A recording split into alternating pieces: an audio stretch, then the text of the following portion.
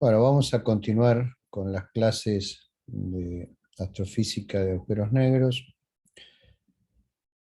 Las dos clases pasadas en las cuales yo no estuve, estuvieron viendo con Daniela Pérez varias cuestiones relacionadas con soluciones de las ecuaciones de Einstein que describen agujeros negros, profundizaron un poco más en la solución de Kerr, han visto el concepto de ergosfera, o sea, una región del espacio exterior al horizonte de eventos que corrota junto con el agujero negro, de tal manera que nada dentro de la ergosfera puede permanecer en reposo respecto a un observador en el infinito. Esto, como después vamos a ver, tiene consecuencias astrofísicas muy importantes. La ergosfera es el principal instrumento por el cual los agujeros negros hacen trabajo sobre el medio circundante para extraer energía electromagnética. Lo vamos a discutir más adelante. Después, con Daniela también han visto el interior de los agujeros negros de Kerr con un poquito más de detalle, han visto el diagrama conforme de Penrose del interior, han discutido el horizonte de Cauchy y la singularidad de anillo que está dentro del horizonte de Cauchy, el horizonte interno del agujero negro de Kerr. Luego vieron soluciones que no son de vacío, porque tienen carga eléctrica. Habrán visto la solución de Reisner-Nordström, que queda caracterizada por la masa del agujero y por la carga del agujero. Cuando la carga tiende a cero, la solución se vuelve a convertir en la solución de Schwarzschild. Podemos construir un agujero negro de Reisner-Nordström a partir de un agujero negro de Schwarzschild tirándole adentro partículas cargadas. Esa solución también presenta dos horizontes en el interior y otras peculiaridades que han discutido con Daniela. En particular presenta un campo eléctrico externo, por lo que no es una solución de vacío como lo es la solución de Schwarzschild. Y luego han visto la solución más general de agujero negro, que es la solución de Kerr-Newman, que es un agujero negro en rotación cargado, por lo cual es descrito básicamente por tres parámetros, que son la masa del agujero, la carga eléctrica del agujero y el spin del agujero. Estos agujeros tienen, si existiesen en la naturaleza, tienen también una ergosfera y su estructura interna tiene también dos horizontes y también hay una singularidad de anillo, pero en este caso la singularidad de anillo está cargada. El espacio, además, interno del agujero negro está eh, permeado por campos magnéticos. Los agujeros negros de Kerr en su espacio exterior también presentan, de Kerr, perdón, de Kerr-Newman, también presentan un campo electrostático, pero como rotan, ese campo electrostático no puede permanecer estático precisamente dentro de la ergosfera, debe también rotar junto con el agujero, por lo cual se generan campos magnéticos. Entonces estos agujeros negros de Kerr-Newman además están magnetizados, ¿eh? Tienen una estructura magnética que es similar a, eh, a un dipolo magnético, y en ese sentido tienen algún parecido en su distribución de campo con los pulsares, ¿no? Las estrellas de neutrones rotantes, que por ejemplo se estudian en el curso de Introducción a la Astrofísica Relativista. La diferencia fundamental es que en los agujeros negros de Kerr siempre el eje de rotación y el momento dipolar magnético van a apuntar en la misma dirección. Bueno, supongo que con Daniel habrán visto algunas otras características de esa solución y después habrán discutido un poco algunas cuestiones relacionadas con la posibilidad de que existan agujeros negros regulares y tal vez hasta sistemas que puedan imitar a los agujeros negros y que en realidad no tengan un horizonte de eventos tal como lo hemos caracterizado.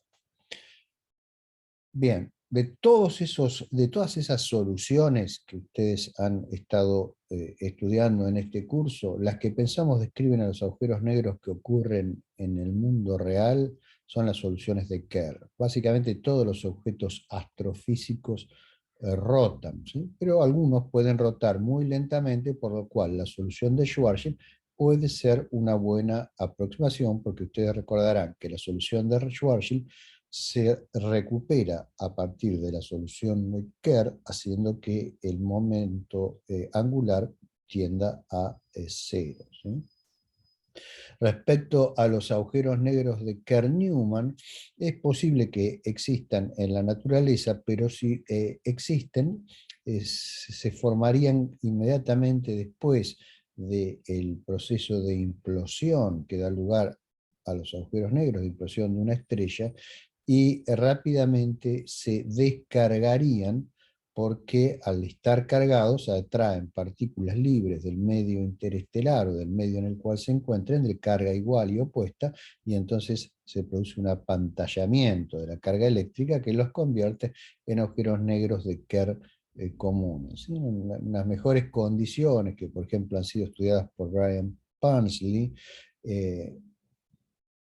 un agujero negro con una cierta configuración particular de distribución de carga, puede llegar a durar algunos miles de años en el medio interestelar normal hasta que se descargue. O sea que si existen, son objetos extremadamente jóvenes y después se transforman en agujeros negros de Kerr. O sea que el grueso de los agujeros negros que existen en el mundo son agujeros negros de Kerr. Muy bien.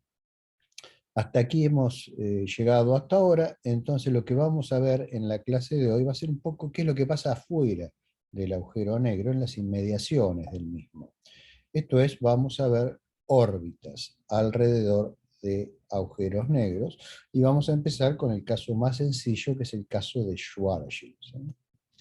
¿Cómo estudiar el movimiento de partículas alrededor del agujero negro? Bueno, si recordamos que hemos definido un agujero negro como una región del espacio-tiempo, ¿sí?, que satisface ciertas condiciones, pero una región, al fin y al cabo, caracterizada por una estructura métrica con ciertas propiedades, la forma de estudiar el movimiento de partículas en el entorno del agujero negro es la misma forma en la cual estudiamos el movimiento de partículas en cualquier otro espacio-tiempo. Esto es a través de la ecuación geodésica que hemos visto ya en el principio de este curso, que es la ecuación que ustedes están viendo aquí en pantalla, ¿sí? Por favor, confírmenme que ustedes están viendo mi cursor, ¿sí?, que el cursor con el cual ahora estoy señalando en este momento a la ecuación geodésica lo están viendo, ¿sí? Sí, se ve. Bueno, muy bien. Entonces, gracias. La ecuación geodésica, ustedes recordarán, nos dice cómo es la trayectoria de la partícula. Lo único que uno tiene que hacer es resolver esta ecuación diferencial, ¿sí?, para obtener la trayectoria de la partícula, o sea, la posición de la partícula en cada instante del tiempo propio de la partícula. Aquí esta es la conexión afín, que adentro tiene las derivadas primeras de la métrica, por lo cual si uno quiere resolver esta ecuación tiene que conocer cómo es la métrica. Entonces, si queremos resolver esta ecuación para el movimiento alrededor de un agujero negro de Schwarzschild, la métrica que hay que colocar aquí es la métrica de Schwarzschild que hemos visto, ¿sí? Ahora, las órbitas, que es lo que a nosotros nos interesa calcular, las podemos obtener con relativa facilidad si utilizamos las simetrías relevantes a la métrica. Entonces eso nos va a simplificar las ecuaciones que vamos a tener que resolver. Estamos interesados en partículas que quedan ligadas gravitacionalmente al agujero negro y quedan orbitando alrededor del mismo, o sea, pasan a formar un sistema junto con el agujero negro, pero estas partículas son partículas de prueba, en el sentido de que no afectan la estructura métrica alrededor del agujero negro, sino son objetos suficientemente masivos como para que la estructura métrica del espacio-tiempo se modifique, ¿sí? Entonces nos sirve esto, por ejemplo, vamos a decir, para estudiar un sistema binario de dos agujeros negros con masas comparables, ¿sí? Sí sirve para estudiar qué pasa con un protón moviéndose alrededor, o un átomo de hidrógeno moviéndose alrededor de un agujero negro. Bueno, si tenemos una métrica de Schwarzschild, la simetría más notable que va a tener esa métrica va a ser que básicamente es invariante bajo traslaciones temporales, porque es una métrica estática, la métrica de Schwarzschild. Ustedes recordarán que por el teorema de Birkhoff la métrica no cambia en el tiempo. Entonces el campo de Killing asociado a esa simetría es el campo de Killing que tiene 1 en el vector tiempo y 0 en los vectores espaciales, ¿sí? O sea, tiene esta forma que está aquí, ¿sí? Entonces, el cuadrivector que corresponde a la trayectoria de una partícula, si lo escribimos de esta manera, la velocidad va a ser la derivada de ese cuadrivector de posición respecto del tiempo propio, ¿sí? Ahora, la componente 0 de la cuadrivelocidad, ¿sí? La única que no va a ser la que nos va a ser de interés fundamentalmente ahora, es la energía de la partícula sobre C, ¿sí? Entonces, de esta manera, si nosotros hacemos la contracción de la métrica, en nuestro caso la métrica de Schwarzschild, con el vector de Killing, con el vector velocidad de la partícula, lo que obtenemos, ¿sí?, es simplemente E sobre C, que es una constante de movimiento. O sea, una simetría continua, como es la invarianza en el tiempo, lo que le corresponde es la conservación de una cierta cantidad, por el teorema de Nether, que es la energía, ¿sí? Y por eso acá he escrito E sobre C. Entonces, si la partícula se mueve a lo largo de una geodésica en la geometría de Schwarzschild, ¿sí?, lo único que tengo que hacer es aquí poner la métrica de Schwarzschild, ¿sí?, y entonces el coeficiente 0, 0 me queda escrito por este término que está aquí, y la ecuación se transforma en esta que ustedes están viendo, ¿sí? Muy bien. Ahora, hay otra asimetría, en el caso de la métrica de Schwarzschild, que es la asimetría azimutal, ¿sí? O sea, la que corresponde al ángulo φ, ¿sí? La cuarta de las componentes espaciales de la trayectoria en coordenadas de Schwarzschild. Entonces, el vector de Killing correspondiente es el 0, 0, 0, 1, y repitiendo el mismo proceso que hicimos antes, nos va a quedar que la cantidad conservada es esencialmente el momento. Entonces, si ahora utilizamos la métrica de Schwarzschild en GEM1, vamos, la única componente que no va a ser nula va a ser la componente en el ángulo φ, y esta ecuación se nos reduce a esta otra ecuación, r al cuadrado derivada de φ respecto al tiempo propio es igual a la constante de momento, que es igual en este caso a el momento.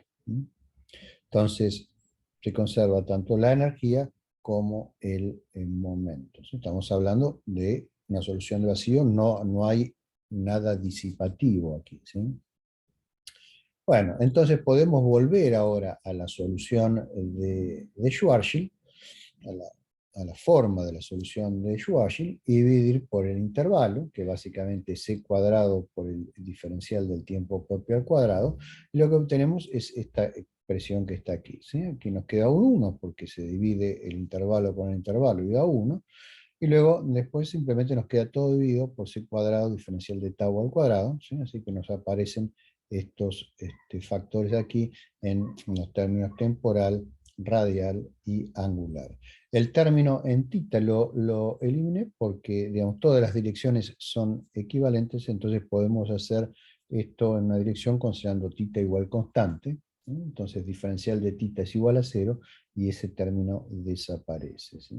Ahora, si vamos a las ecuaciones que acabamos de deducir, o sea, a las ecuaciones de conservación, esta que está aquí con el momento y a esta que está aquí con la energía, podemos reemplazar, ¿sí? Los términos correspondientes, este, ¿sí? Y este que está aquí, y entonces escribir esta expresión, que no es otra cosa que la métrica de Schwarzschild, de esta manera, ¿sí? En términos de la energía y del momento, ¿sí? La energía y el momento de qué? De la partícula, ¿sí? La energía y el momento de la partícula. Entonces, fíjense que nos ha quedado una ecuación diferencial, ¿sí? En R, que tiene tres constantes, que son la energía, el momento y la masa, ¿sí? Que van a caracterizar al sistema. Ahora, podemos escribirla en forma simplificada de esta manera, donde hemos introducido un potencial efectivo, ¿sí? Que tiene esta forma. Es la misma ecuación, pero la he reescrito en forma más sencilla, introduciendo este potencial efectivo donde he agrupado los términos que están por acá, ¿sí? Entonces, si ustedes meten esto aquí de nuevo, recuperan la ecuación anterior. Entonces, yo quiero una partícula en una órbita circular. ¿Qué va a pasar con esa partícula? Bueno, se va a mover, digamos, siempre a la misma distancia, ¿sí? De el agujero negro de Schwarzschild a lo largo de un círculo. Entonces eso significa que no va a haber ninguna variación en la distancia radial de la partícula al agujero negro. O sea, la derivada de R respecto del tiempo va a ser igual a 0, el tiempo propio siempre, ¿sí? Y de la misma manera, si la partícula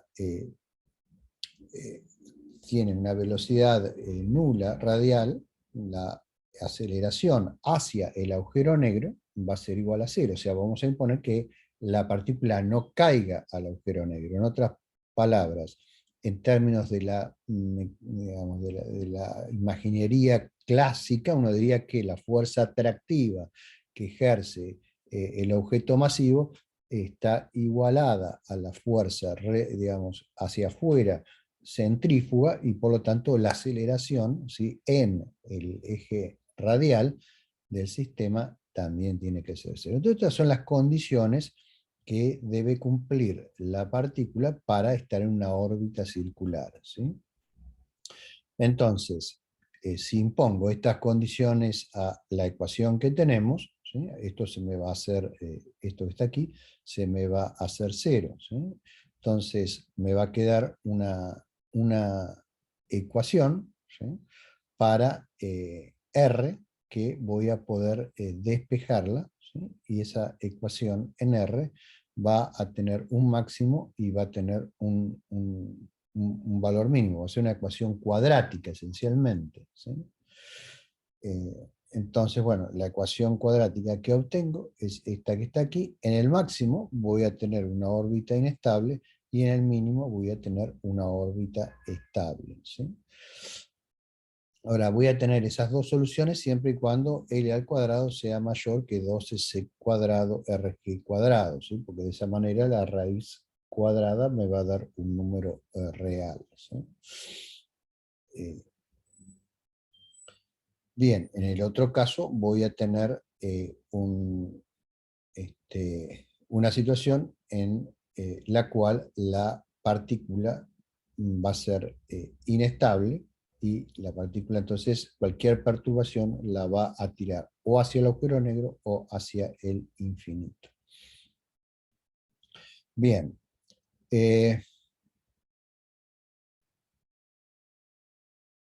Si igualamos, si tomamos cuando es exactamente igual, hay una única solución, y esa única solución es la que va a corresponder a la órbita circular. Entonces, la órbita circular va a ocurrir a un único valor de el radio del sistema, que es 6 veces el radio gravitacional o 3 veces el radio de Schwarzschild. Esa es la localización de la última órbita marginalmente estable alrededor de un agujero negro de Schwarzschild. Entonces lo podemos visualizar de esta manera, ¿sí? Les puse 3 gráficos para que lo vean, 3 puntos, 3 dibujitos distintos, pero básicamente acá tenemos todos los casos considerados. Entonces, una partícula que está en una órbita inestable está aquí, ¿sí? Entonces, si esta partícula yo la perturbo, puede caerse hacia el agujero negro o, digamos, puede pasar a una órbita estable. Esta partícula que está aquí no es capturada por el agujero negro porque tiene una energía que no está por arriba del potencial, entonces no es capturada. Esta partícula es una partícula que es deflectada por el agujero negro, pero vuelve al infinito, ¿sí?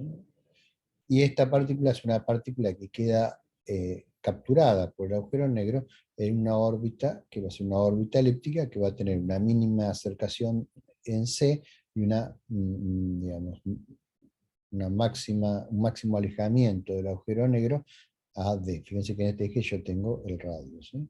Y esta partícula va a estar en una órbita estable, ¿sí?, alrededor del agujero negro. Ahora, para cada valor de L, o sea, del momento de la partícula, voy a tener una forma diferente del potencial, ¿sí? O sea, distintos valores de L me van dando distintas formas de potencial. Cuando aparece un mínimo en la forma del potencial, bueno, ahí tengo la órbita estable más cercana, ¿sí?, en inglés innermost stable circular orbit, que va a estar, aquí va a estar a 6 radios gravitacionales del agujero negro, ¿sí? Si yo tengo más momento angular, bueno, la partícula va a estar en una órbita estable a distancias mayores. Y si tengo menos, la partícula directamente se cae al agujero negro, como pasaría con una partícula que en este potencial efectivo. Entonces, fíjense que acá lo que estoy graficando es el potencial efectivo versus la distancia, ¿sí?, en unidades de radios gravitacional a la distancia, potencial efectivo dividido c cuadrado, ¿sí? Recuerden que el potencial efectivo tenía esta forma. Bueno, entonces, digamos, podemos despejar de ahí expresiones para el momento angular de la partícula a cualquier distancia r, ¿sí?, que esté en una órbita circular. Es esta expresión que está aquí, ¿sí? O sea, si la órbita, no sé, por decir algo, es 10 radios gravitacionales, ¿sí? Aquí pongo 10 radios gravitacionales y obtengo cuál es el momento angular específico para esa partícula. Y lo mismo podemos calcularlo con la energía, ¿sí? También teniendo esto, es trivial calcular el tiempo propio y el tiempo que ve un observador para un periodo, o sea, para el tiempo que le lleva a la partícula completar una órbita, ¿sí? O sea, en recorrer la circunferencia cuya longitud es 2pi por r, ¿sí? Entonces, el tiempo, con ese tiempo calculamos el periodo de la órbita, que es el tiempo que le lleva a una partícula que está a una distancia r describir una vuelta completa alrededor del agujero negro, ¿sí? Fíjense que en RG, que es el radio gravitacional, está metida la masa del agujero, ¿sí? O sea que a mayor masa del agujero negro va a ser menor perdón, va a ser a mayor masa del agujero negro, va a ser menor el tiempo que le va a llevar a una partícula en la misma distancia a describir la misma órbita. Bueno, ahora fíjense que cuando R tiende a 3 radios gravitacionales, en estas expresiones que vimos recién, en esta y esta que está acá, si cuando R tiende a 3 radios gravitacionales, esto se va a infinito. ¿Sí? Lo mismo pasa acá, esto se va a infinito. Entonces, ahí solo puede haber partículas que no tienen masa, ¿sí? Pueden llegar a este radio. Entonces, esa es la órbita en la cual solo pueden habitar fotones, digamos, y definen lo que se llama la fotosfera, que es la órbita más interna en la cual partículas sin masa pueden existir alrededor del agujero negro. ¿Sí? Entonces, la fotosfera, fíjense que es inestable, porque va a estar en un máximo del potencial, y además es inobservable. ¿Por qué? Porque ahí los fotones de la fotosfera, digamos, se mueven alrededor del agujero negro, ¿sí? Y entonces, para que algo sea observable, el fotón tiene que moverse en una trayectoria de tal manera que llegue al detector. Si un fotón gira alrededor del agujero negro, jamás puede llegar al detector, entonces la fotosfera por definición es inobservable para un observador en el infinito. Otra cosa interesante que podemos calcular con nuestra expresión para la energía en función de la distancia es cuál es la energía de una partícula que está en la órbita interna, más interna posible, estable, ¿sí? O sea, una partícula que está a 6 radios gravitacionales, ¿sí? Entonces, en unidades de mc cuadrado, esto nos queda 1 menos 2 por el radio gravitacional sobre 6 por el radio gravitacional, multiplicado por 1 sobre la raíz cuadrada de 1 menos 3 veces el radio gravitacional sobre 6 veces el radio gravitacional. Fíjense que todos los radios gravitacionales se simplifican y esto me queda un número real que es 2/3 raíz de 2. ¿Sí? Entonces, la partícula que está en reposo al infinito tiene una energía que simplemente es mc cuadrado. ¿Sí? La energía en reposo. Si la dejamos caer desde el infinito hacia el agujero negro, la partícula, hasta llegar a a la última órbita estable, va a ir perdiendo energía, ¿sí? Y la energía total que va a perder, o sea, la energía que se va a liberar en ese proceso, es 1 menos este número, 2/3 de raíz de 2, lo cual es 0.057, ¿sí? O sea, esto significa que, siempre es en unidades de mc cuadrado, ¿no? O sea, significa que casi el 6% de la masa en reposo de la partícula es emitida en forma de radiación para que la partícula pase desde el infinito a la última órbita estable. ¿Sí? Ustedes oyen, de nuevo una vez más, interrumpo mi clase por el subnormal del auto que está detenido en el semáforo con una música pavorosa que atraviesa la ventana y no me deja hablar de agujeros negros. Ustedes sabrán qué tipo de música es, quizá alguno me ilustre, eso es una cumbia, eso es es algo salido del infierno sin duda, pero no sé, ahí se fue. Bueno, perdonen ese lapsus, pero lamentablemente la realidad humana interrumpe siempre a la física.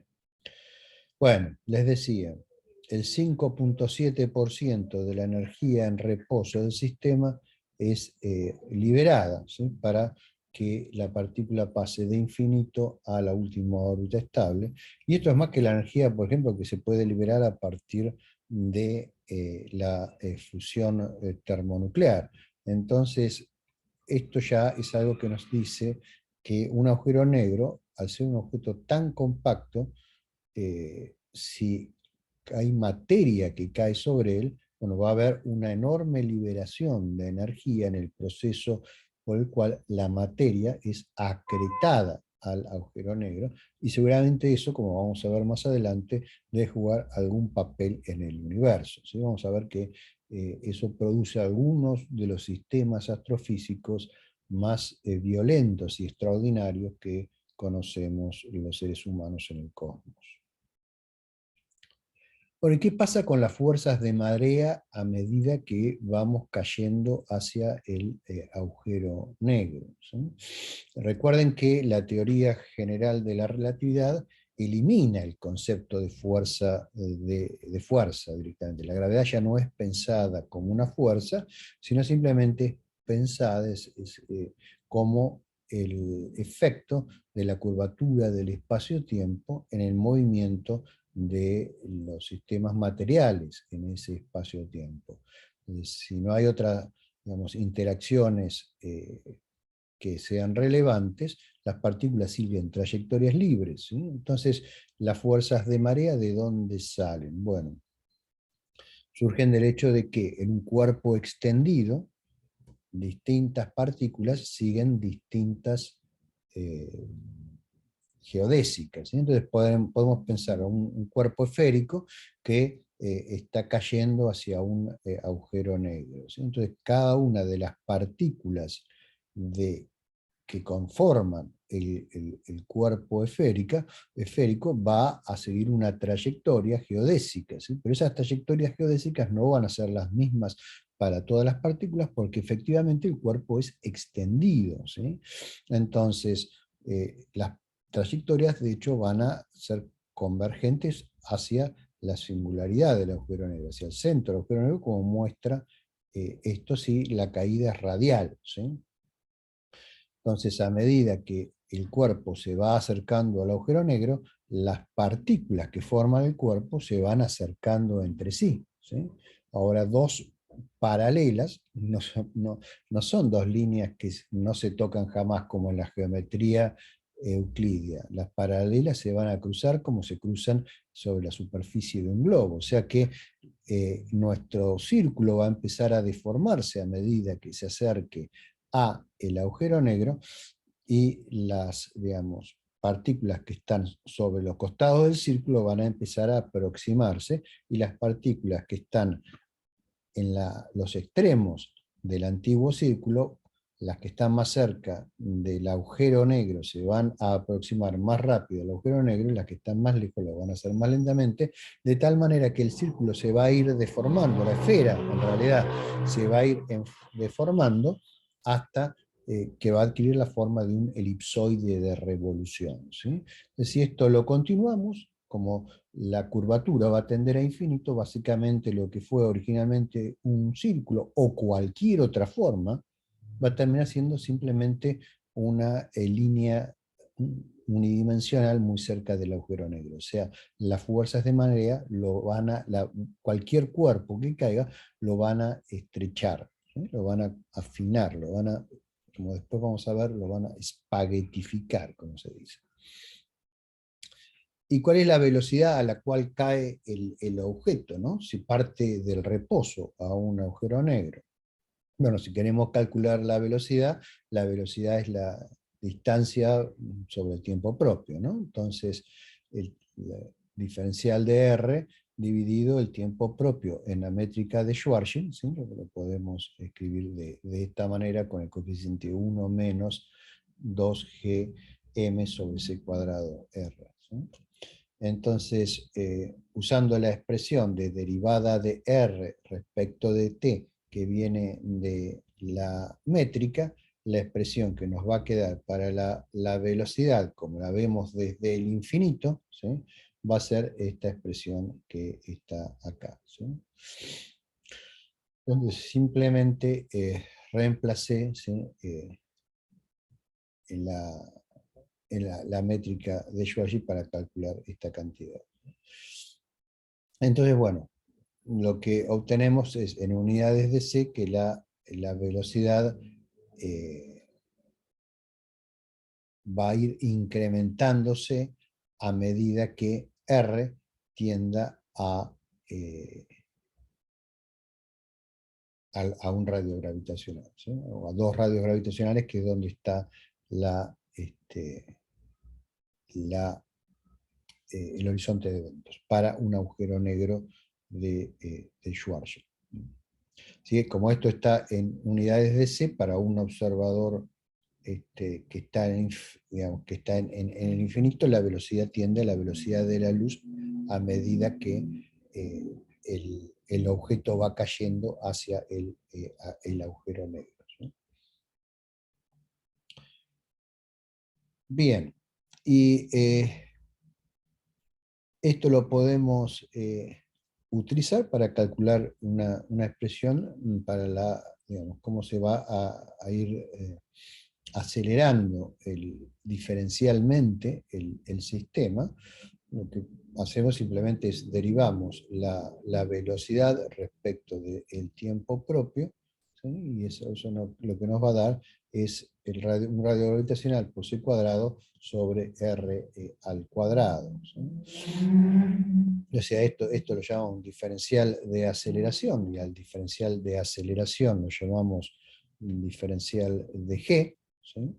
Entonces, en función del diferencial de R, o sea, del tamaño del cuerpo que está cayendo, la aceleración se transforma en esto. Fíjense que esto, digamos, nos dice cuánto es la diferencia de aceleración entre la cabeza y los pies de un objeto, digamos, pensemos una persona que está cayendo hacia el agujero negro radialmente, ¿sí? Radialmente. Fíjense que se va a ir aumentando con R. Cuanto más cerca estemos, más grande va a ser esta variación de la aceleración entre la velocidad entre las partículas que están en los pies y las partículas que están en la cabeza. Entonces, esto es básicamente la expresión para las fuerzas de marea que afectan a el objeto. Si el objeto, en vez de ser diferencial, tiene un tamaño simplemente diferente, delta R, bueno, la variación de la aceleración entre para el sistema va a venir dado por esta expresión, ¿sí? Y esto se hace infinito cuando uno se va acercando, tiende a infinito cuando uno se va acercando a la singularidad, ¿sí? Uno cruza el horizonte de eventos, esta fuerza ya puede ser gigantesca, tanto como para destruir a un sistema material si el agujero negro es relativamente pequeño. Si es grande, probablemente no sintamos nada, pero dentro del agujero negro, a medida que nos vamos acercando a la singularidad, digamos, necesariamente, cuando R se va haciendo cada vez más chico, la fuerza que vamos a ir experimentando de marea va a ser cada vez más y más grande, hasta que finalmente también tienda a diverger. O sea, no importa de qué esté hecho un objeto, ¿sí? La gravedad va a prevalecer y el objeto va a ser destruido por esa fuerza, ¿sí? O sea, es imposible sobrevivir a la caída dentro de un agujero negro de Schwarzschild, ¿sí? O sea, con una singularidad puntiforme, ¿sí? Como a veces se suele decir, ¿sí? Bueno, esto es exactamente lo que les acabo de decir, que lleva al proceso que se llama espaguetificación, que básicamente es lo que les describí antes, esta fuerza de marea que hemos calculado. Si ustedes caen radialmente desde el infinito hacia este agujero negro, bueno, van a empezar a sentir una diferencia entre la fuerza que actúa sobre sus pies y la fuerza que actúa sobre sus cabezas, ¿sí? Entonces, eso, que en realidad se debe a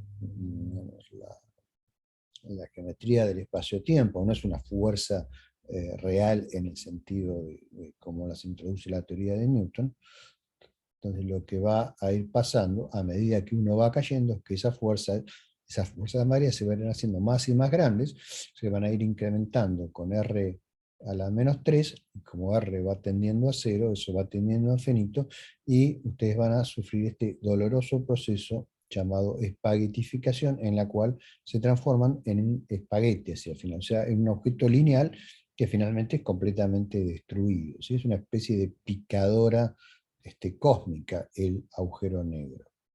todo lo que cae en un agujero negro de Schwarzschild termina en la singularidad de Schwarzschild, y ahí termina en un estado de compresión que no hay ecuación de estado conocida para la materia que pueda soportarlo. O sea, cualquier cosa es destruido, o sea, cambia su estado a un estado que no conocemos, a un estado de la materia que nos es desconocido.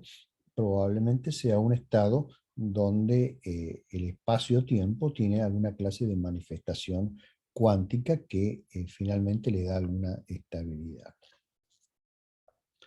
Bien, ahora otra cosa que podemos preguntarnos es cuál es la gravedad superficial del horizonte de eventos de un agujero negro. ¿Qué significa esa expresión, gravedad superficial?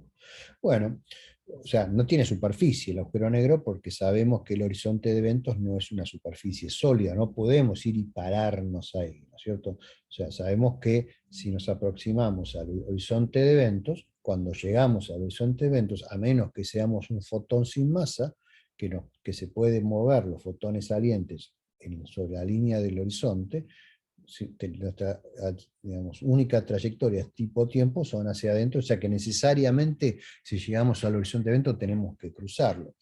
Entonces, ¿cómo podemos definir un concepto significativo de gravedad superficial? Bueno, imagínense que ustedes están muy lejos del agujero negro, supongamos que están en el infinito, ¿sí? Tienen una cuerda y tienen una masa de prueba en la puntita de la cuerda, una bolita, por ejemplo, de plomo. Entonces ustedes sueltan la bolita de plomo y la bolita cae radialmente hacia el agujero negro, ¿sí? Siguiendo las ecuaciones que hemos visto hasta ahora. ¿Qué va a pasar?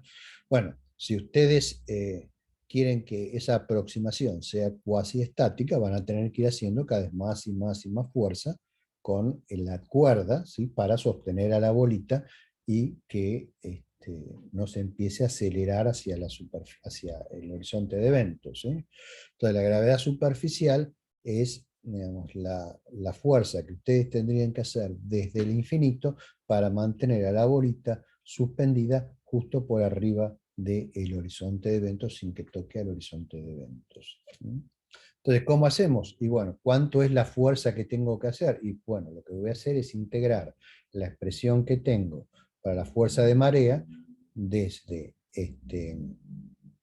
la localización del horizonte de eventos, que es un radio de Schwarzschild, ¿sí? O sea, dos radios gravitacionales hasta el infinito. ¿Sí? Entonces tengo que integrar esta expresión, ¿sí? Donde m aquí es la masa expresada en radios gravitacionales, ¿sí? Entonces, bueno, si hago esa integral, lo que obtengo es 1 sobre 4m. Y a eso es lo que se le llama gravedad superficial, ¿sí? O sea, es la fuerza o la aceleración que yo tengo que hacer sobre una masa de prueba para mantenerla suspendida sobre el horizonte, la fuerza que tengo que hacer desde el infinito. Entonces, si esto lo escribimos en, en unidades, digamos, ya digamos, normales, digamos, sin usar una de estas codificaciones que a veces usamos en relatividad general, nos queda que es G por la masa del objeto por m sobre el radio de Schwarzschild al cuadrado, ¿sí? Entonces, fíjense que va a depender de cuál es la masa del agujero negro, básicamente, ¿sí? Cuál es la fuerza que tengo que realizar. Bueno, estos efectos de marea, en principio, pueden producir efectos observables. ¿Por qué? Y porque estas fuerzas diferenciales, cuando son aplicadas por un objeto, sobre un objeto que pasa cerca de un agujero negro, aquí en esto es una simulación numérica que ahora les voy a mostrar, aquí en el centro tiene un agujero negro, ¿sí? Que representa el agujero negro en Sagitario A estrella, cuya imagen o sombra, digamos, vimos hace unos pocos días gracias al Event Horizon Telescope. Imagínense que pasa un objeto cerca, ¿sí? Del agujero negro, ¿sí? No que cae radialmente, pero que sigue una trayectoria, por ejemplo, elíptica, porque está en una órbita elíptica alrededor del agujero negro. A medida que se va aproximando, va sintiendo las fuerzas de marea, las partículas que lo componen al objeto van a seguir distintas geodésicas, ¿sí? Ya que el objeto va a ser extendido, eso va a introducir fuerza de marea, esas fuerzas de marea pueden llegar a destruir el objeto si son más grandes que las fuerzas que mantienen cohesionado al objeto. Y esto puede ser una nube, como en el caso, por ejemplo, que les voy a mostrar ahora, o puede ser una estrella, ¿sí? Entonces, si un objeto, por ejemplo, pasa cerca, las fuerzas de marea pueden llegar a destruir, ¿sí?, el objeto. En el caso de la nube, ¿sí?, producen una gran dispersión del material que forma la nube, y hay una parte que es capturado por el agujero negro. Ustedes pueden ver una cola que se dispara aquí, ¿sí?, que es arrancada y que termina alimentando al agujero negro. Y la nube sale, pero la mayor parte de la masa de la nube logra digamos, continuar en órbita, pero enormemente perturbada, ¿sí? Este mismo proceso puede pasar con una estrella puede pasar muy cerca de un agujero negro, las fuerzas de marea pueden ser mayores que las fuerzas de la gravedad interna de la estrella, que la mantiene, digamos, unida, y la estrella puede ser destruida. Entonces, cuando es destruida, parte de la materia de la estrella es dispersada en el medio circundante y otra parte es capturada por el agujero negro. Como ustedes ven, la materia que está orbitando alrededor del agujero negro tiene un momento angular, entonces la materia que caiga al de ser destruida la estrella y que formaba la estrella sobre el agujero negro va a transportar ese momento angular y va a formar un disco. Eso es lo que se llama un tidal disruption event, ¿sí? Un evento, un suceso de disrupción por fuerza de marea causado por el agujero negro. Eso puede hacer que un agujero negro esté rodeado de un disco de acreción transitorio, y ese disco de acreción puede arrojar masa al agujero negro durante un cierto periodo de tiempo, y esa cantidad de masa puede ser muy grande, ¿sí? Puede ser muy grande durante ese periodo, lo cual puede dar lugar, como vamos a ver más adelante, a una fenomenología en extremo rica. Aquí tienen algunos snapshots de esa simulación, que era la simulación del pasaje de la llamada nube S2 en el centro galáctico alrededor del centro galáctico. Un fenómeno que fue predicho primero por esta simulación y luego observado con los grandes telescopios que están en Chile, ¿sí? En el infrarrojo.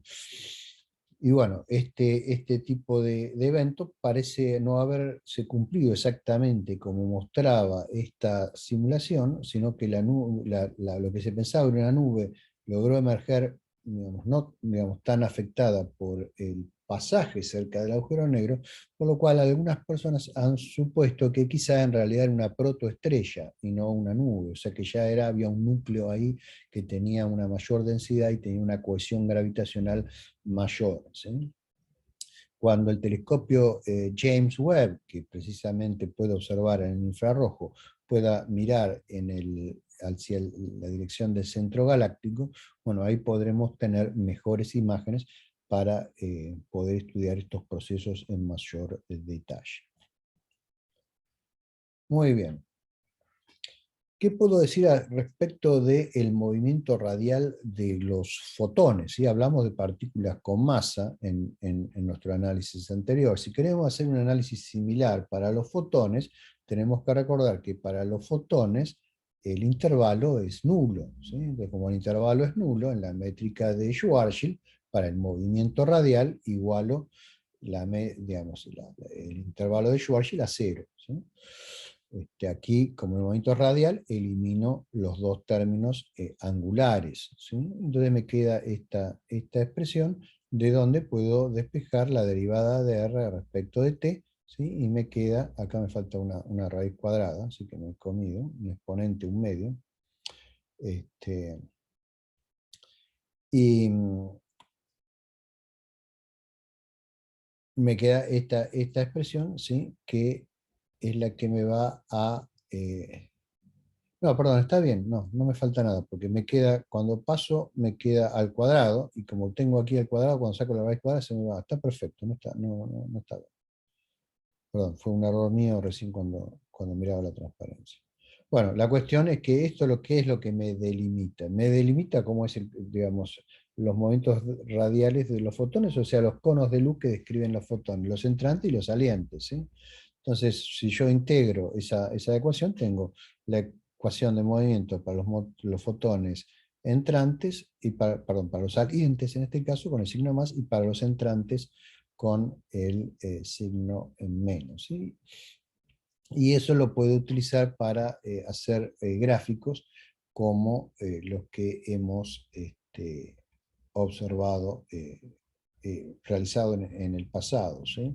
Fíjense que cuando estamos sobre el horizonte de evento, o sea, cuando R es igual a un radio de Schwarzschild, o sea, 2gm sobre c cuadrado, entonces la dirección de los fotones es sobre el horizonte, ¿no?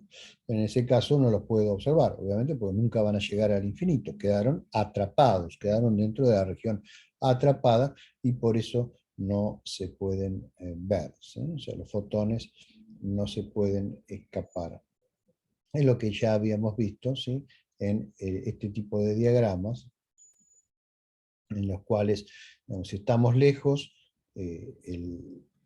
las trayectorias de los fotones son como básicamente en el espacio de Minkowski, ¿sí? Los ángulos entre los bordes del cono son a 45 grados, los fotones se mueven sobre los bordes del cono, en cada punto tenemos un cono que es paralelo a los demás, en la parte plana. A medida que me voy acercando, los conos se van cerrando. Cuando llego al horizonte de eventos, o sea, R igual a 2m minúsculo, R igual a 2 radios gravitacionales, que es el radio de Schwarzschild, la única dirección posible de movimiento de los fotones salientes es sobre el horizonte de evento. Y el de los entrantes es hacia adentro, por supuesto. Aquí adentro, en la región interna del agujero negro, estamos en una región donde todos los movimientos radiales de los fotones, tanto los entrantes como los salientes, es convergente hacia la singularidad, ¿sí? Por eso decimos que es una superficie atrapada, de acuerdo a las definiciones de superficie atrapada que vimos en el pasado, ¿sí? Muy bien.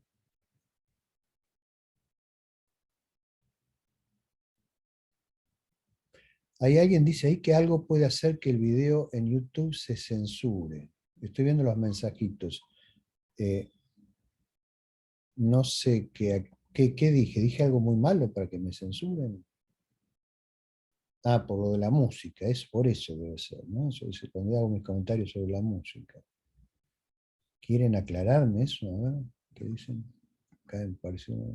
Era por la música. ¿Por lo que yo dije de la música o por la horrorosa música que tuvimos que escuchar? ¿Cuál sería la causa de la censura? Puede activar su sonido, Angélica, ¿sí? Es por la música, Ah, porque reconoce la música YouTube y la reclama por derechos de autor. Pasó hace poco en una clase que tuve y tratábamos de ver el video y aparecía con censura y después descubrimos que era porque alguien estaba escuchando música mientras estaba en la clase comentando. bueno, yo quisiera pensar que esa música horrorosa no tiene autor, quisiera pensar que es obra del demonio, ¿no? Y que el demonio no tiene copyright. Pero bueno, si nos censuran por esa música, yo creo que es un síntoma ya prácticamente de censurar una clase de astrofísica de agujeros negros por una música tan horrorosa como esa, creo que sería ya el síntoma del apocalipsis final, ¿no es cierto? Y del fin de los tiempos, por lo cual no hay mucho más que hacer, ¿no? Más que resignarse. Bueno, entonces lo que acabo de decir antes, no de la música, sino de los fotones, era relacionado con el caso del movimiento radial. ¿Qué pasa con el movimiento circular? ¿Sí? Bueno, para el movimiento circular tenemos que ahora fijar un ángulo constante debido a la simetría que tenemos en θ, ¿sí? Y concentrarnos en cómo se mueven los fotones en un plano que esté en según esa dirección θ igual constante, ¿no? Como son fotones, de nuevo, el intervalo va a ser igual a 0, pero ahora, como buscamos el movimiento circular, vamos a tener, en vez de la coordenada radial, que va a ser constante, y por lo tanto el diferencial de R se me va a hacer igual a 0, vamos a tener la variable phi. Entonces el diferencial de phi va a ser distinto de 0. Eso me va a reducir la ecuación que me sale de la métrica igualándola a 0 a esta expresión que ustedes ven aquí, ¿sí? Esta expresión que está aquí. Bueno, entonces esto es una ecuación diferencial derivada de phi respecto del tiempo, que la puedo escribir de esta manera que está aquí, ¿sí? Que es la que me va a determinar las órbitas de los fotones alrededor del agujero negro, ¿sí? Entonces, podemos hacer como antes, calcular la expresión para la velocidad circular, ¿sí? Que va a ser R por phi punto sobre el coeficiente TT de la métrica, donde si acá ponemos en la velocidad de los fotones, obviamente sé que es la única velocidad que pueden tener, ¿sí? Nos va a quedar una relación, digamos, de la cual podemos despejar R, ¿sí? Porque C va a ser una constante, ¿sí? Y lo que estoy usando aquí es que los fotones se mueven aproximadamente obedeciendo una órbita kepleriana, ¿sí? Entonces cuando despejo de aquí R, lo que obtengo es que la única órbita posible, el único valor posible, la única solución a esa ecuación en R, es 3gm sobre c al cuadrado, ¿sí? O sea, es 3 radios gravitacionales, básicamente, ¿sí? Entonces, esa es la órbita, la única órbita circular posible para los fotones. El mismo resultado que habíamos obtenido antes, pero bueno, ahora lo obtenemos directamente de la ecuación del movimiento para los fotones, ¿no? Que es mejor. Entonces, por ejemplo, si tenemos un objeto que es un agujero negro y tiene una masa solar, es un agujero negro y una masa solar, la órbita de los fotones va a estar a 4.5 kilómetros, ¿sí? En comparación con el radio de Schwarzschild, que va a ser apenas de 3 kilómetros. O sea, un agujero negro con la misma masa del Sol tiene un radio de Schwarzschild de 3 kilómetros. El horizonte de eventos está a un radio de 3 kilómetros. La distancia entre la superficie del horizonte de eventos y la singularidad. Y los fotones pueden orbitar, tienen su única órbita circular a una distancia de 4.5. Esto es lo que determina la fotosfera que habíamos ya mencionado antes. Esta órbita, sin embargo, es una órbita inestable, ¿sí? Es una órbita inestable. Eso significa que cualquier perturbación que yo haga sobre los fotones va a hacer que estos fotones caigan al agujero negro. Y eso lo podemos ver a partir de la forma del potencial efectivo, que lo calculamos de la misma manera que antes, pero usando la ecuación para los fotones, ¿sí? O sea, igualada la métrica 0 y no a 1, como en el caso de las partículas con masa, cuando dividimos por c cuadrado diferencial de tau al cuadrado, el tiempo propio al cuadrado. Entonces fíjense que la forma de este potencial es esto. Entonces a 3 radios gravitacionales que está aquí, tenemos un máximo efectivamente, pero no tenemos un mínimo. O sea, si yo perturbo el fotón, o bien el fotón se va al agujero negro, o bien se va al infinito, ¿sí? Entonces esta órbita, esta fotosfera es inestable. Y bueno, como los fotones van a necesariamente interactuar con otros fotones cuando estén ahí, porque por ejemplo la radiación de fondo cósmica llena todo el universo, entonces necesariamente van a interactuar con fotones del fondo cósmico de radiación después de un cierto camino libre medio. A la larga todos los fotones que entren en esta órbita de la fotosfera van a terminar o bien cayendo hacia el agujero negro o bien yéndose al infinito. Bueno, fíjense que estas modificaciones que puede hacer un agujero negro a el movimiento de los fotones dan lugar a fenómenos muy, muy interesantes, como los llamados fenómenos de lensing gravitacional, ¿sí? O de magnificación gravitacional, que no se dan en la teoría de la gravitación, por ejemplo, de Newton, si uno interpreta a los fotones como partículas sin masa en esa teoría, o como ondas, ¿no? Entonces, de acuerdo a cómo es el parámetro de impacto de la trayectoria del fotón respecto del agujero negro, o sea, la distancia perpendicular de la trayectoria del agujero negro, va a hacer el efecto sobre los fotones. Entonces esto va a hacer que los rayos de luz que vienen de una región, que normalmente serían percibidos por aquí, si el fotón pasa cerca del agujero negro, en vez de ser percibidos aquí, van a ser percibidos por aquí. Entonces eso va a distorsionar las imágenes en presencia de un agujero negro, ¿sí? Por ejemplo, aquí tienen distintos parámetros de impacto con los cuales lanzo fotones, ¿sí? Desde el infinito. Esos parámetros de impacto se van haciendo cada vez menores a medida que, digamos, estamos en el eje, digamos, en el eje que en esta transparencia está sobre el plano de la transparencia, este, eh, más cercanos al agujero negro, o sea, a medida que el parámetro de impacto es menor. Entonces, al principio las trayectorias son ligeramente desviadas, pero fíjense que si el parámetro de impacto es relativamente chico, los fotones pueden ser muy fuertemente desviados, e incluso pueden ser devueltos hacia la fuente, ¿sí? Hacia la fuente, o pueden, en última instancia, ser capturados en la fotosfera, ¿sí? En la fotosfera pueden permanecer orbitando hasta que son perturbados y luego caen al agujero negro, o si el parámetro de impacto es menor que la fotosfera, entonces directamente van a terminar en el agujero negro, ¿sí? No van a poder escapar.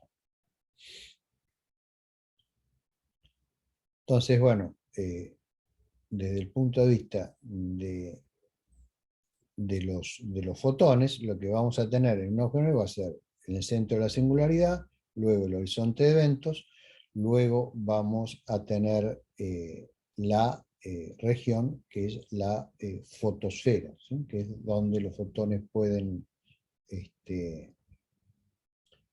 orbitar hasta ser perturbados y entonces caer o escapar. Bueno, acá hay otra muestra de cómo pueden ser distorsionados los fotones, ¿sí? En este caso es, digamos, para el caso de un agujero negro que está rotando. Si le está rotando, bueno, hay un efecto adicional que después lo vamos a estudiar cuantitativamente, debido al movimiento de la ergosfera. Entonces los fotones que entren dentro de la ergosfera, que ahí es la región que está en amarillo, bueno, van a empezar a sufrir también perturbaciones a sus trayectorias que pueden deformar completamente la imagen. Esto es lo que lleva a las lentes gravitacionales, que seguramente ustedes han visto en famosas imágenes obtenidas con el telescopio espacial Hubble. Aquí, por ejemplo, tienen un fondo de galaxias, ¿sí? Que uno está mirando desde la Tierra, pero ¿qué pasa? Tiene un objeto interpuesto aquí en la línea de la visual. El objeto está entre el fondo de galaxias y entre la Tierra, ¿no? Entonces, lo que normalmente uno vería, una galaxia, digamos, como por ejemplo si es una galaxia elíptica, como una elipse, bueno, debido a la presencia del objeto que distorsiona las trayectorias de los fotones, de acuerdo al parámetro de impacto que tienen, estas galaxias, que normalmente serían de forma de elipsoide, pueden transformarse en arcos o filamentos o estructuras más extrañas, ¿no? Que suelen observarse cuando se mira el cielo con gran resolución, y denota la existencia de objetos que, debido a los efectos de curvatura del espacio-tiempo, actúan como si fuesen lentes ópticos. Todo esto da lugar a lo que se llama óptica gravitacional, ¿no? Que es como una óptica que no es producida por la propagación de la luz por un medio, como puede ser un cristal, que tiene una determinada geometría, sino por la propagación de la luz en un espacio-tiempo que también tiene una determinada geometría, ¿sí? Que se aparta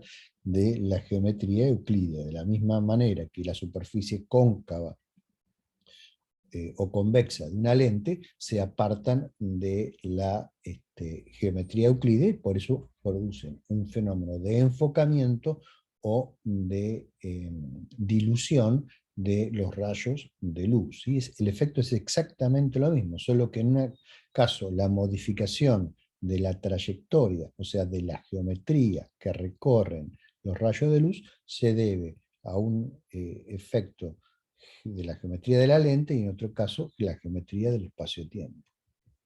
Miren, ahora lo que les voy a mostrar es cómo se vería el plano de nuestra galaxia. Esto que está acá es el plano de nuestra galaxia, ¿sí? Lo que estoy señalando ahora.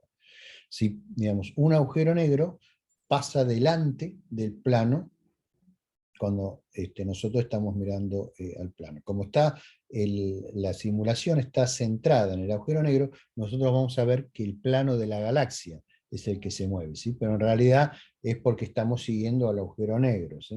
Lo que vamos a ver es cómo se deforma la imagen del plano de la galaxia al pasar el agujero negro delante de ese plano.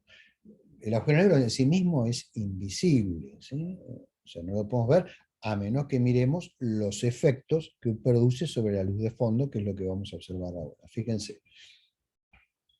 Hay varias cosas para notar en esta simulación. Primero, fíjense que cuando se va acercando, bueno, vemos una deformación, pero aquí aparece luz del otro lado, ¿sí?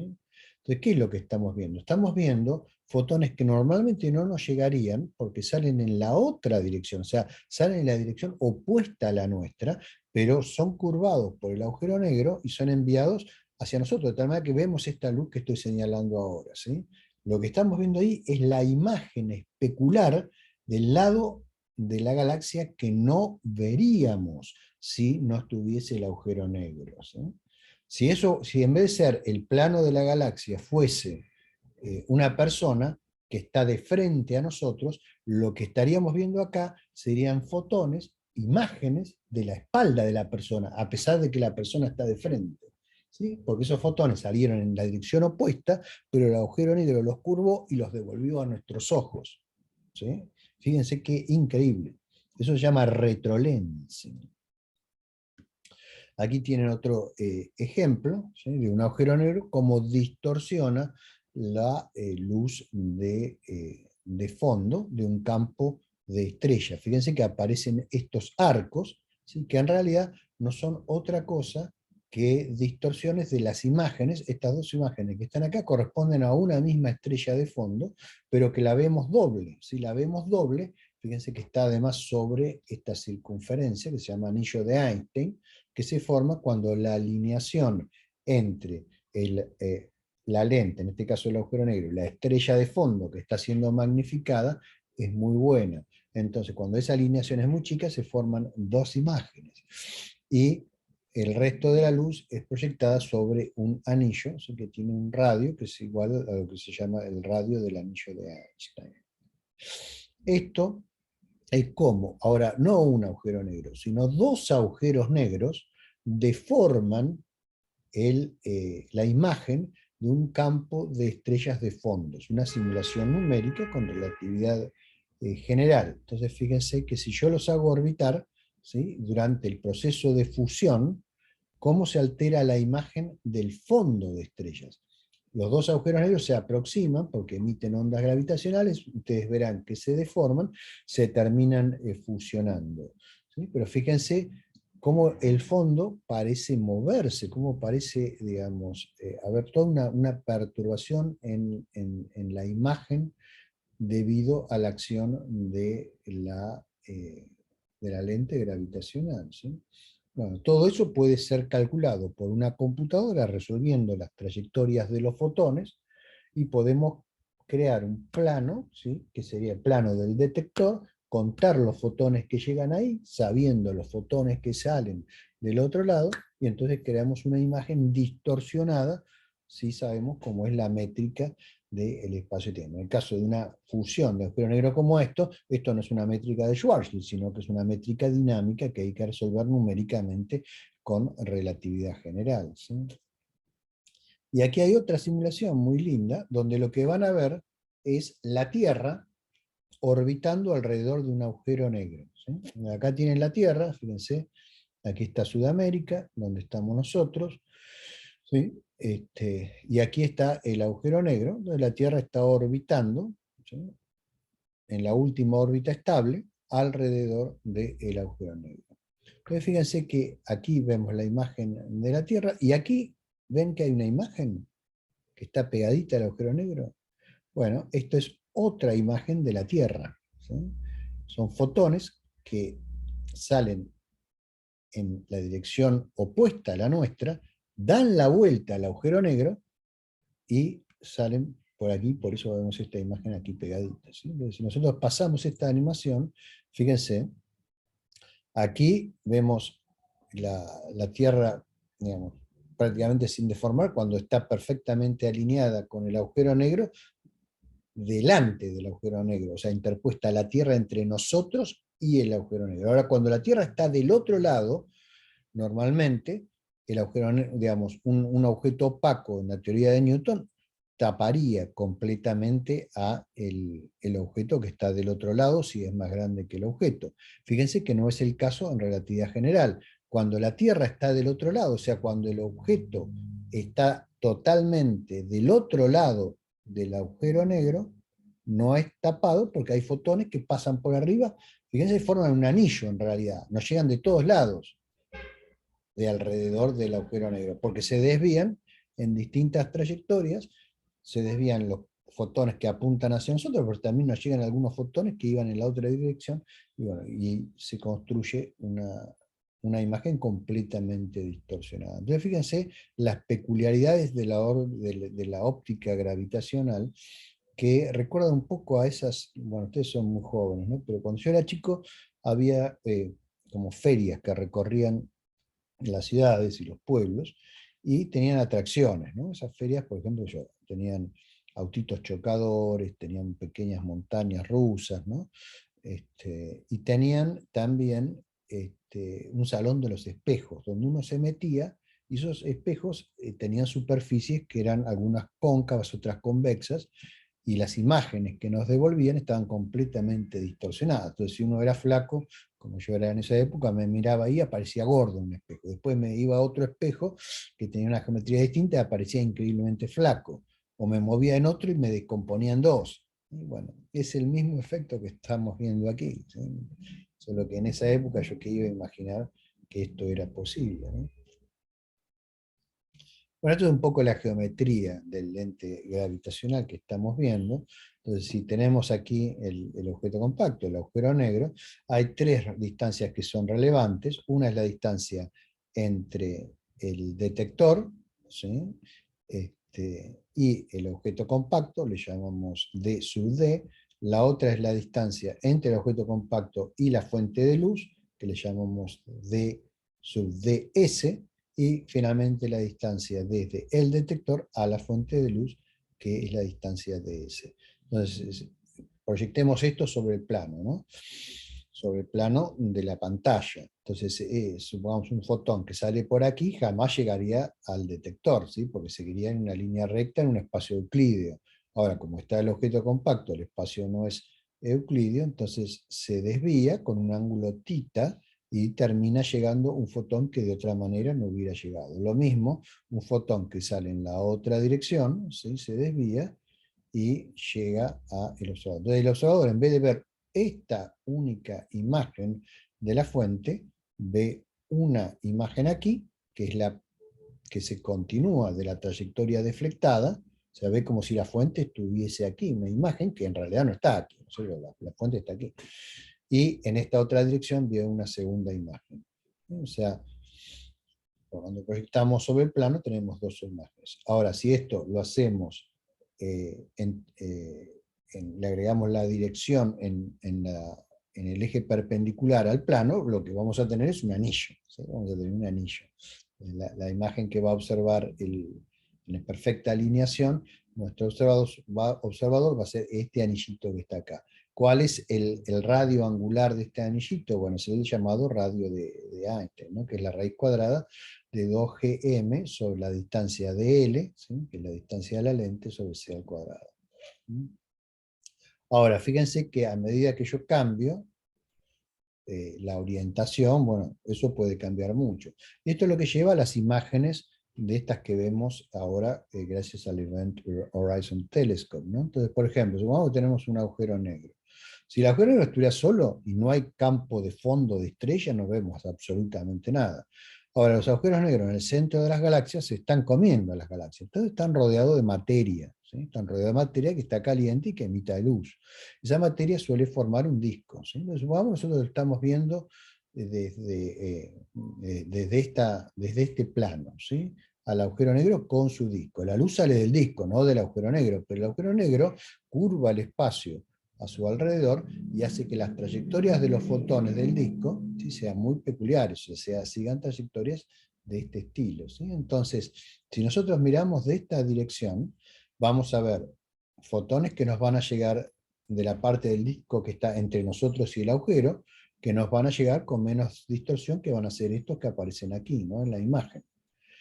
Los que vienen de la cara que está del otro lado, van a estar distorsionados de esta manera. O sea que la parte de atrás del disco nos va a aparecer como levantada, va a corresponderse a esto, ¿sí? Esto es lo que corresponde a la parte del disco que está atrás del agujero negro. Nosotros, recuerden, estamos acá en este plano, ¿sí?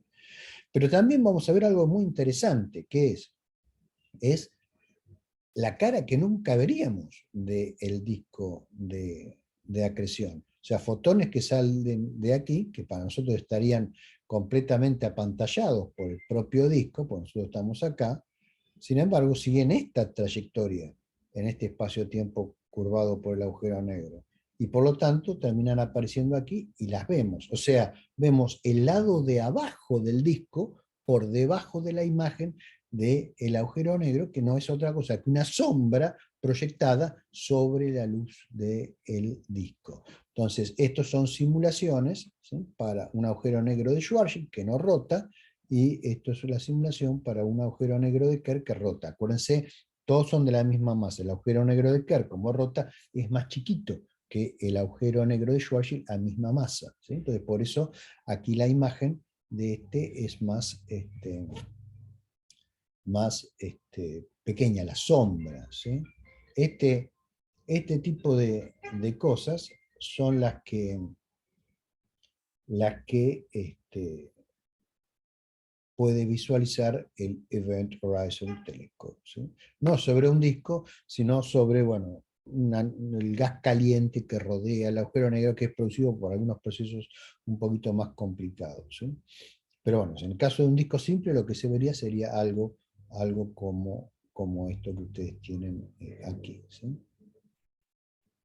Bueno, aquí tienen otra de estas simulaciones hechas con computadora. Fíjense que en la película Interstellar utilizan una simulación de este estilo para tratar de mostrar al agujero negro que aparece en la película, ¿sí? O sea, lo rodean de un disco y ponen al observador, que en este caso es la nave espacial en la cual viaja Matthew McConaughey, a un cierto ángulo, entonces el agujero negro que está rodeado de un disco aparece de esta manera, donde esta es la parte del disco que está frente a la nave espacial, esta es la parte del disco que está detrás del agujero negro, y esta es la parte del disco que está en la parte inferior de la parte de atrás del agujero negro. Fascinante, ¿no? También hay otra situación que se puede dar, esto lo hemos estudiado en el año 2002 con mi ex alumno Ernesto Iroa, que hoy es investigador del CONICET en el Instituto de Astrofísica de Buenos Aires. Puede ser que un rayo de luz, si pasa en una determinada trayectoria, ¿sí?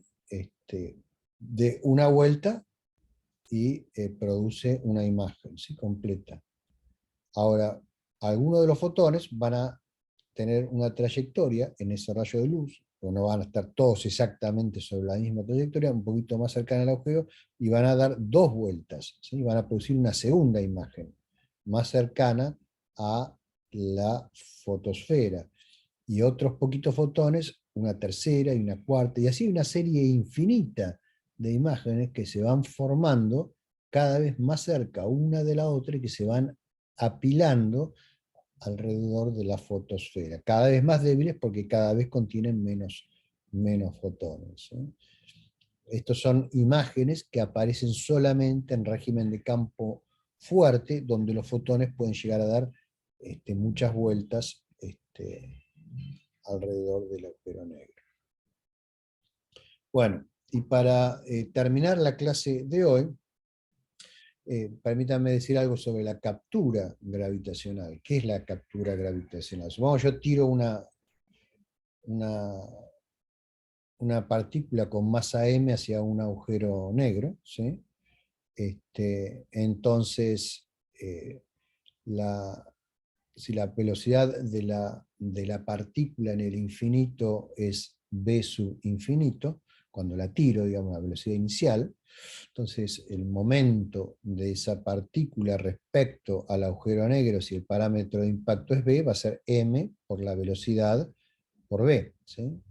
Bien, entonces tienen ustedes un ejercicio que les va a poner Florencia Vieiro en la práctica, que consiste en mostrar que se va a satisfacer la condición de que L sobre la masa de la partícula por C por el radio de Schwarzschild, en el caso de un agujero negro de Schwarzschild, es igual a 2, ¿sí? Entonces de ahí ustedes pueden con esta relación y esta relación despejar cuál es el parámetro de impacto en el caso no relativista, y una vez que tienen el parámetro de impacto, pueden calcular cuál es la sección eficaz de captura de partículas por el agujero negro, que no es otra cosa que pi por el parámetro de impacto al cuadrado, ¿sí?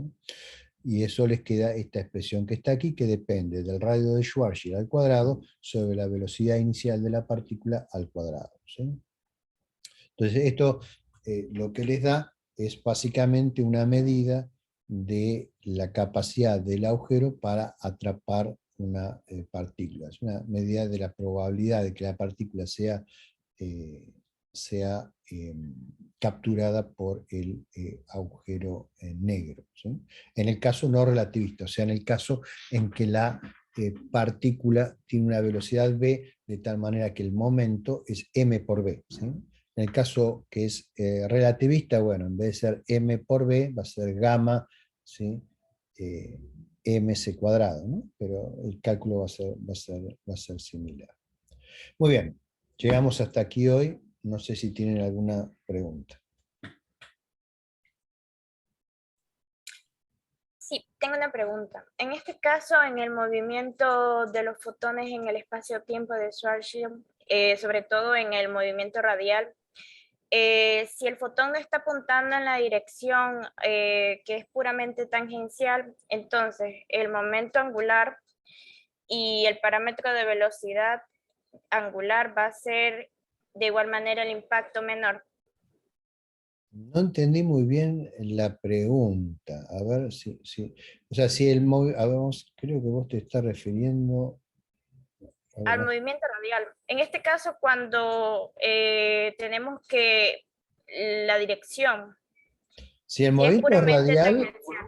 si el movimiento es radial, va hacia el agujero negro, ¿sí? El fotón, ¿sí? Radialmente, ¿sí?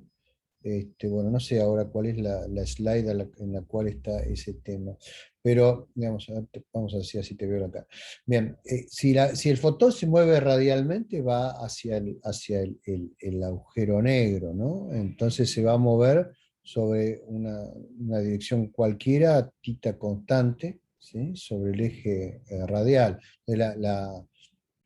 La ecuación que va a seguir ese fotón va a ser una geodésica, ¿sí? Como es un fotón, es una partícula nula, el intervalo va a ser 0, la componente θ y la componente φ en la métrica van a ser constantes, por lo tanto los diferenciales van a ser 0, y solo nos va a quedar el término radial y el término en el tiempo, y de ahí podemos calcular digamos, la trayectoria, ¿no? O sea, no sé si esa es la pregunta. Sí, en este caso mi confusión era con respecto a la dirección, cuando no está apuntando a una dirección tangencial. Y Pero eh, que yo creo que lo que querés decir en realidad es cuando no está apuntando en una dirección radial, o sea, cuando el fotón, en vez de caer radialmente hacia el agujero, tiene un cierto parámetro de impacto con el agujero. Yo creo que te está refiriendo a eso. En ese caso, el fotón puede ser capturado o no, ¿sí? Va a ser deflectado, ¿sí? Y va a ser deflectado, ahora ya no haces igual a cero el diferencial del ángulo phi, ¿sí? Entonces va a ser deflectado con un ángulo phi que vos podés calcular resolviendo ahora la ecuación en phi, ¿sí?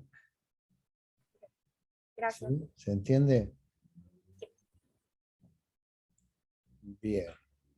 ¿Alguna otra pregunta? Yo, Gustavo, tengo una consulta. Sí. Debido al desmembramiento violento que se produce en las cercanías de la singularidad por las fuerzas de marea, en las cercanías de la singularidad solamente pueden haber partículas elementales. Incluso dejan de existir las partículas elementales, o sea, no se sabe lo que pasa cuando las fuerzas de marea tienden a infinito. O sea, cuando las fuerzas de marea tienden a infinito, ninguna de las demás fuerzas que mantienen cohesionadas a las partículas. Por ejemplo, en un protón, las partículas que son los quarks se mantienen cohesionados por la fuerza fuerte, ¿sí? Pero rápidamente, como va con R, cae con R al cubo, ¿no? La fuerza de marea va a superar a la fuerza fuerte. Entonces ahí directamente los protones se transforman en una sopa de quarks.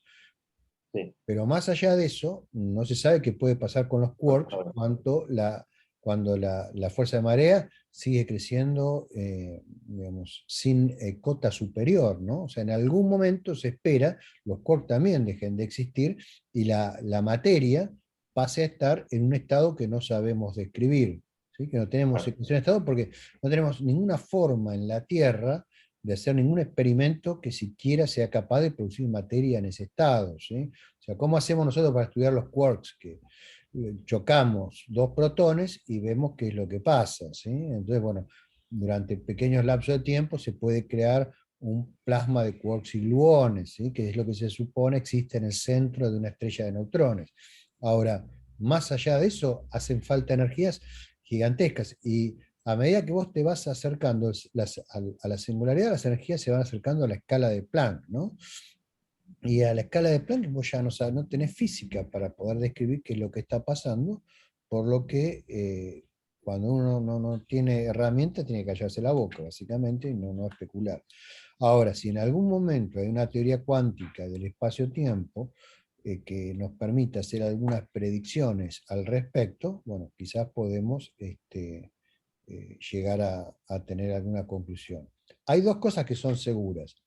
Una, que cuando pases la escala de Planck, los efectos cuánticos sí o sí se van a tener que manifestar. Y dos, que la masa sigue estando ahí, porque pase lo que pase, con lo que vos tirás adentro del agujero negro, el agujero negro no pierde su masa, sigue curvando el espacio-tiempo, o sea, la masa no desaparece, no se va a otro espacio-tiempo, o sea, la energía se sigue conservando, ¿sí? Entonces va a haber un objeto que va a estar regido por leyes que no conocemos, pero que va a tener, digamos, la misma masa y la misma energía que tenían las partículas que lo conformaron. Esas cantidades se siguieron conservando, ¿sí? Por ahora eso es lo que podemos decir. Lo que se suele pensar es que más allá de una cierta escala, ¿sí? Que debe estar quizá por arriba de la escala de Planck o cerca de la escala de Planck, de acuerdo a cuál es la teoría, la propia, digamos, gravitación se vuelve repulsiva, ¿sí? Entonces, si eso es así, si a esas escalas aparece una constante cosmológica efectiva, ¿sí? Que hace repulsión, eso detiene finalmente el colapso gravitacional porque ahí cambia la geometría del espacio-tiempo, pero puede ser continua o discontinua de acuerdo a la teoría, ¿sí? Y esos efectos, bueno, hay forma de modelarlo. Creo que Daniela, la clase pasada, les dio algunas ideas que hay sobre cómo modelar un fluido que sea repulsivo cuando llega a escalas muy, muy pequeñas, ¿no? Y esos son los que se llaman agujeros negros regulares, ¿no? Que adentro tienen, bueno, la materia está en un cierto estado, pero son especulaciones. O sea, en el laboratorio todavía no tenemos forma de testear eso. La expectativa es que se pueda testear en el universo temprano. O sea, la ventaja del universo temprano respecto al interior de un agujero negro es que no hay un horizonte de eventos, ¿no? Entonces, cuando el universo era muy, muy denso, bueno, lo que haya pasado ahí, si dejó alguna consecuencia, por ejemplo, si produjo ondas gravitacionales o lo que sea, bueno, ahí quizá hay alguna forma para poder estudiar el estado de esa materia en forma indirecta sobre qué huellas dejó en, por ejemplo, la radiación de fondo cósmica, ¿no? O sea, esa es la mayor expectativa que hay para estudiar el estado cuántico, digamos, de la materia al nivel de campo fuerte de la gravedad en singularidad. O sea, en singularidad es una forma de hablar. Sí. La singularidad en realidad es una discontinuidad, es una forma de decir que el modelo no anda. Bueno, una última pregunta de Mario Rayanetto. So, hello guys. Dale. Well, you said about a lower bound for the tidal forces near the singularity, supposed lower bound when we have full quantum gravity theory, whatever this means. But you said something interesting about the lower bound of a quantity, the tidal forces. So if we found something like this, we can establish a connection with the type of matter that is concentrated in so-called singularity region. We can do that because you said, oh, for some time the tidal forces are so strong that the matter is some sort of quark plasma, as you said, something like this. Yes. So it's an interesting idea. I know it's a classical idea. As you said, it's a Planckian physics, but anyway, what you can say about that? Bueno, ¿en castellano o en inglés preferís? Oh, please feel free, professor, Bueno, to speak wherever. para los demás hablo en castellano, ¿sí? En principio no sabemos en qué momento, digamos, la materia va a reaccionar cambiando a un estado que le permita detener el colapso, ¿sí? Puede ser que ocurra a la escala de Planck o más abajo, o puede ser que ocurra incluso a un nivel clásico, ¿sí? Si ocurre a un nivel clásico y aparece una repulsión gravitacional clásica efectiva, es un escenario más o menos como el que les describió Daniela Pérez en la última clase cuando habló de agujeros negros regulares. Incluso hay gente como Carlo Rovelli, por ejemplo, y otra gente que ha trabajado en lo que se llama gravastars, que piensan que quizá es posible que esa transición de la materia ocurra mucho antes de llegar a la parte digamos, en la cual el espacio-tiempo se hace singular y se detenga el colapso muy, muy cerca de lo que es el horizonte de eventos. Ahora, eso nosotros, claro, desde el infinito, desde afuera, jamás lo veríamos si eso fuese así. ¿Por qué? Porque el corrimiento al rojo es infinito y demoraría mucho tiempo. Entonces Rovelli, por ejemplo, ha especulado que quizás los agujeros negros en realidad son agujeros blancos lentos. ¿En qué sentido?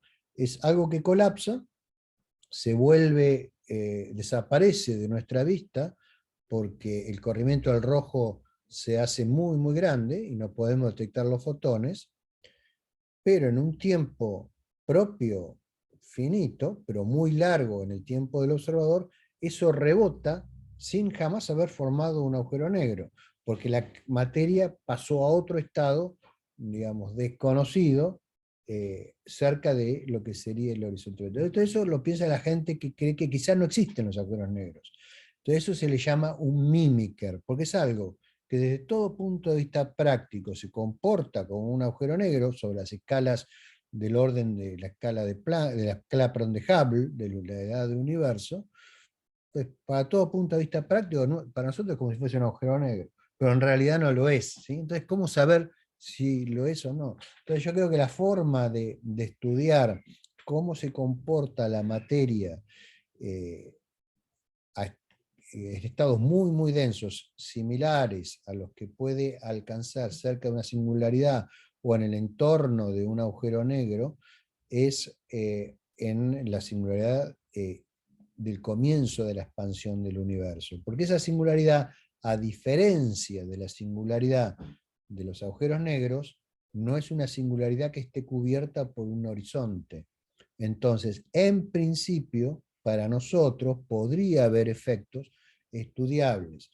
Los efectos, si son cuánticos, pueden haber afectado, digamos, a través de ondas gravitacionales producidas por esos efectos cuánticos, el plasma primordial, y eso puede haber producido algún efecto en la radiación de fondo cósmica, u otros fenómenos, digamos, de fluctuaciones en el espacio-tiempo, etcétera, también podrían haber afectado, creado ondas de densidad y otro tipo de situaciones que aún hoy podrían dejar su huella en el fondo cósmico de radiación. Entonces, yo creo que la clave para tratar de entender qué pasa con la materia a esos estados de densidad tan grandes que no podemos experimentar en el laboratorio, es a través del estudio de la radiación de fondo cósmico, ¿no? Que es lo único, digamos, que nosotros, a lo cual podemos tener acceso, porque a los agujeros negros lamentablemente no podemos tener acceso por sus características intrínsecas, ¿no? Por sus características geométricas. Así que bueno, eso es lo único que te puedo decir, que no caiga en el reino de la especulación ya salvaje a la cual no soy afecto, ¿sí? Sobre lo que no sabemos siempre es mejor callar. Great, thanks. De nada, Mario. Bueno, chicos, ya estamos pasados de la hora que siempre terminamos, así que me despido y nos vemos el jueves para seguir estudiando órbitas y cosas así alrededor de agujeros negros de Kerr, ¿sí? Donde la matemática es muchísimo más trabajosa, pero bueno, vamos a hacer un vistazo general a las ecuaciones y tratar de sacar las conclusiones más importantes, ¿sí? Nos vemos. Chao, gracias. Chao. Bye, profe, gracias. Chao, chao. Chao, muchas gracias. Bye bye. Adiós, adiós.